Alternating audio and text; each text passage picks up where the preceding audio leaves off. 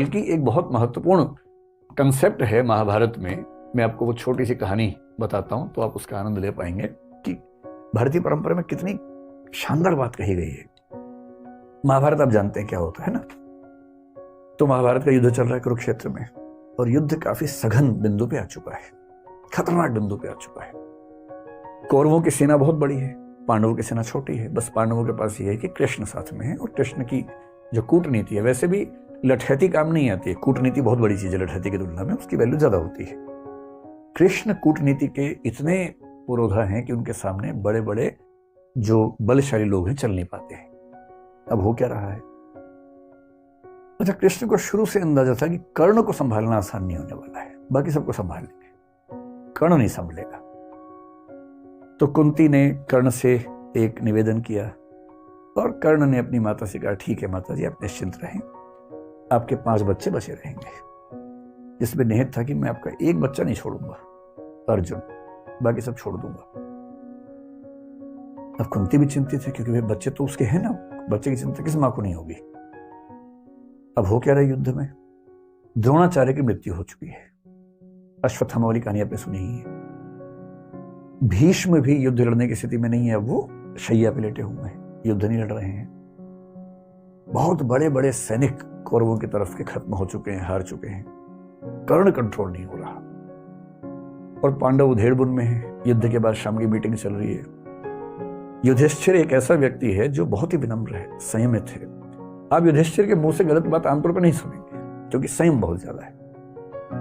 लेकिन उस दिन उस कमजोर क्षण में युधिष्ठिर भी संयम खो बैठे अपना, और अर्जुन को बोल रहे हैं कि तुम तो कहते थे कि तुम दुनिया के सबसे अच्छे धनुर्धर हो भाई। अजीब हाल है, तुम कर्ण को मार ही नहीं पा रहे। काहे कि तुम्हारी धनुर्विद्या, काहे का तुम्हारा गांडीव धनुष। ये सुनते अर्जुन को आग लग गई एकदम। और अर्जुन ने एक कसम ले रखी थी, प्रण लिया हुआ था कि यदि कोई मेरे गांडीव धनुष का अपमान करेगा तो मैं उसका जीवन ले लूंगा। ये प्रण लिया हुआ था, प्रतिज्ञा थी। अब मामला फंस गया कि अपमान कर दिया बड़े भाई ने। बड़ा भाई और पिता परंपरा में एक ही माना गया है, तो पिता स्वरूप बड़े भाई ने अपमान कर दिया। अब अर्जुन परेशान है कि यार मुझे प्रतिज्ञा पूरी करने के लिए भाई का वध करना पड़ेगा। कृष्ण समझ गया कि ये मामला ठीक कर रहा हूं। कृष्ण उसके पास गया, बोले चिंता मत करो यार, रास्ता है इसका। क्या रास्ता है? बोले शास्त्रों में कहा गया है कि पिता का अपमान करना और पिता की हत्या करना बराबर बात है। तो तुम युधिष्ठिर का अपमान कर दो, तुम बड़े भाई के वध के पाप से मुक्त हो जाओगे। उसने कहा ये ठीक रहेगा। तो उसने उसी सभा में वापस जाके बोला, आपने जो जुआ खेला उसकी वजह से सब कुछ हो रहा है। आपने ही सारी गड़बड़ की थी। उस दिन आपने पत्नी को दांव पर लगा दिया, राज्य को दांव पर लगा दिया, आपकी वजह से वनवास हम सबको मिला, हम सबका जीना मुश्किल हुआ, ये आप जिम्मेदार हैं इसके। युधिष्ठिर अवाक देख रहे हैं कि ये क्या बोल रहा है, कैसे बोल रहा है। फिर कृष्ण ने संकेत किया, हो गया बस पर्याप्त है। अब वापस आए। युधिष्ठिर तो चुप हो गए। उदार तो आदमी चुप हो जाता है, ऐसे क्या बोलेगा उसके बाद। अब अर्जुन को गिल्ट फीलिंग बड़ी खतरनाक है। कृष्ण के पास बैठ के बोल रहा है कि मैं ये झेल नहीं सकता। पिता की निंदा और पिता की हत्या बराबर है। मैंने पिता की निंदा की, यानी कि मैंने पिता की हत्या की है, और पिता की हत्या के बाद मैं जीवित रहूं ये संभव नहीं है। मैं तो खुद को खत्म करूंगा। सबने समझा है, पर वो अड़ गया ना, और फिर चिता तैयार कर ली गई उसके लिए। अब कृष्ण को लगा, बताओ यार, एक सोल्यूशन निकाला है तो मामला दूसरा फंस गया। फिर कृष्ण ने मामला संभाला। कृष्ण तो मामला संभाल लेते हैं। कृष्ण बोले, देखो शास्त्रों में एक बात और कही गई है। तो अर्जुन तो तैयार था एकदम। तो उसने कहा, क्या कहा गया है? कृष्ण ने कहा, आत्म प्रशंसा और आत्महत्या बराबर है, इसलिए अपनी तारीफ कर लो, आत्महत्या हो जाएगी। अब ये कहानी कितनी सही है कितनी गलत है मुझे नहीं पता, क्योंकि मैंने तो इंटरनेट से कहीं ढूंढी तो पढ़ी है पूरी कहानी। पर एक रोचक बात है, आत्म प्रशंसा को, नार्सिसिज्म को आत्महत्या माना गया है। और इसका मतलब है कि हमारी कल्चर ये सिखाती है कि कोई बच्चा अगर उछल कूद मचाए कि मैं तो ये हूं, मैं तो वो हूं, तो ना, तुम ये वो नहीं हो।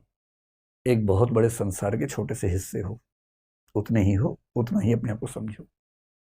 और इसीलिए आपको इंडियन फिलॉसफी, इंडियन लिटरेचर की परंपरा में ऐसे एक से बढ़कर एक लोग दिखेंगे, बहुत योग्य थे पर बड़ा बोल नहीं बोलते थे।